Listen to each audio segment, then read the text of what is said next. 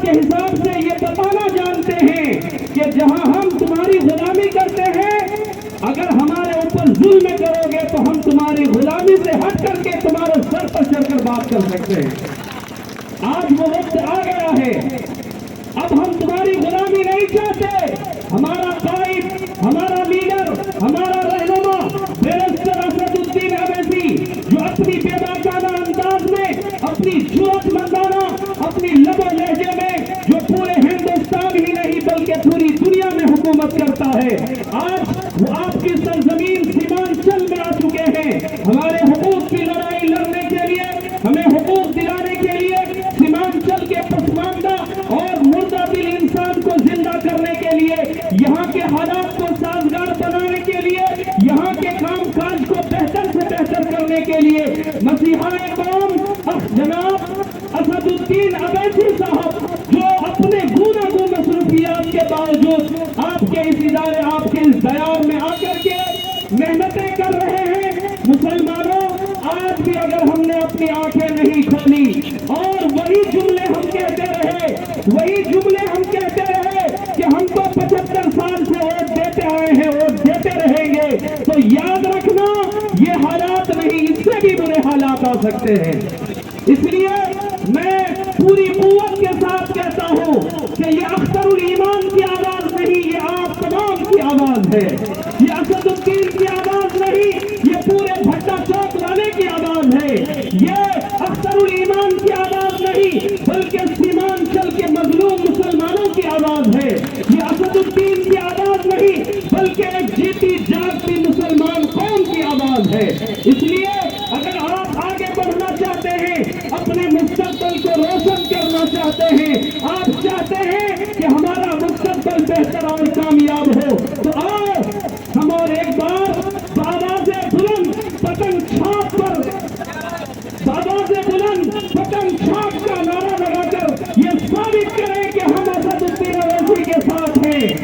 पतंग छाप जिंदाबाद, जिंदाबाद, जिंदाबाद। अख्तरुल ईमान जिंदाबाद, जिंदाबाद, जिंदाबाद।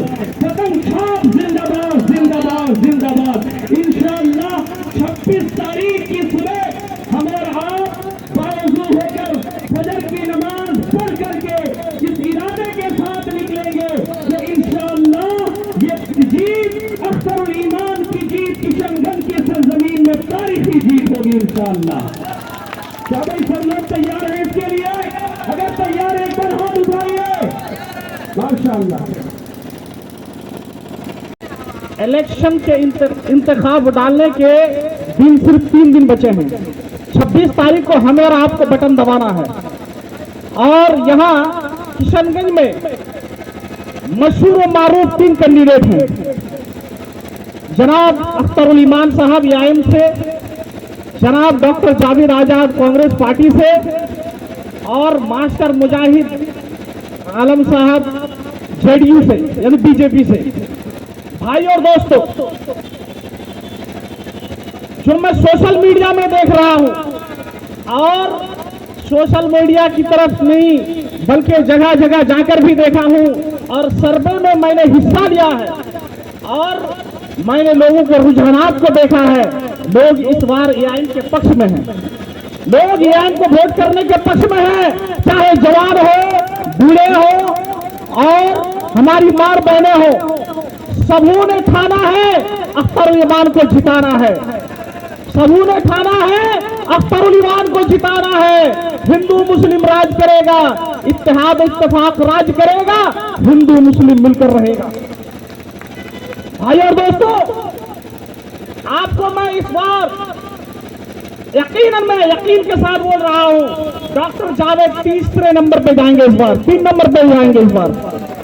अगर यह बात सच साबित नहीं हुई तो कल फिर मुझे बोलना, मौलाना वजीर हुसैन मदनी साहब आपने बोला था भट्टा चौक में, आपकी बात सच साबित नहीं। भाई दुनिया में करीना और हालात कह के कोई चीज जरूर है।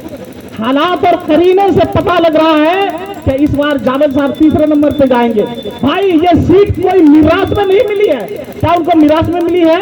बहुत मरतबा विधायक एमएलए रहे हैं, फिर एमपी है, क्या मिरास में है? क्या मिरास वाली सीट नहीं है भाई। उनको जैसे हमने चांस दिया है, हम और आप दिए, हम और आप जनता मिलकर दिए हैं।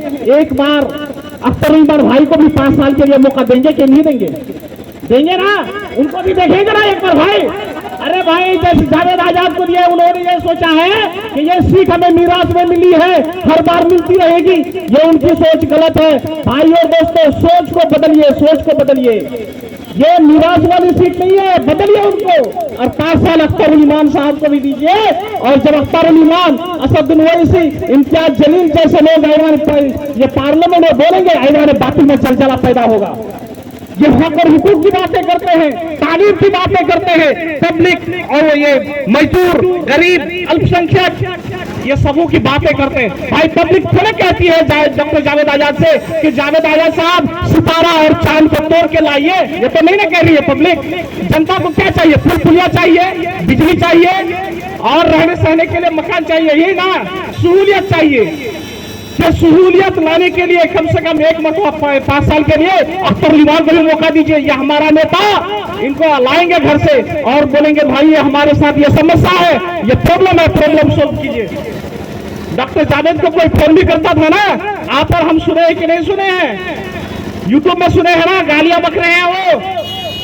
कोई अगर फोन भी करते गालियां बकते हैं और जीतने के बाद कभी एरिया में जियारत करने के लिए, भ्रमण करने के लिए नहीं आते हैं। और अख्तर उल ईमान हर जनाजा में, हर शादी ब्याह में, हर जलसा जुलूस में, और जब बुलाइए तब अख्तर उल ईमान हाजिर है। और हम और आप सब अख्तर उल ईमान है, सब अख्तर उल ईमान है। इसलिए भाइयों, सबने हमें इस्तेसाल क्या है, सबों ने हमें गुलाम समझा है। इस बार हम और आप नेता को गुलाम समझे, नेता को गुलाम बनाइए और बोलिए नेताजी जीतने के बाद हमारे दरमियान आना होगा, हमारे सुख दुख में आपको आना होगा। इसलिए कहना ये चाहूंगा भाई और दोस्तों के सबने दिया है हमको चोट, सबको बोलिए, सबने दिया हमको चोट, अब अपनी पार्टी अपना वोट। सबने दिया है हमको चोट, अब अपनी पार्टी अपना वोट। यहीं से मैं अपनी बात खत्म करता हूँ। एक मतलब 5 साल के लिए अख्तर उल ईमान को भी मौका दीजिए। ये हमारा नेता, इनको लाएंगे घर से और बोलेंगे भाई ये हमारे साथ ये समस्या है, ये प्रॉब्लम है, प्रॉब्लम सोल्व कीजिए।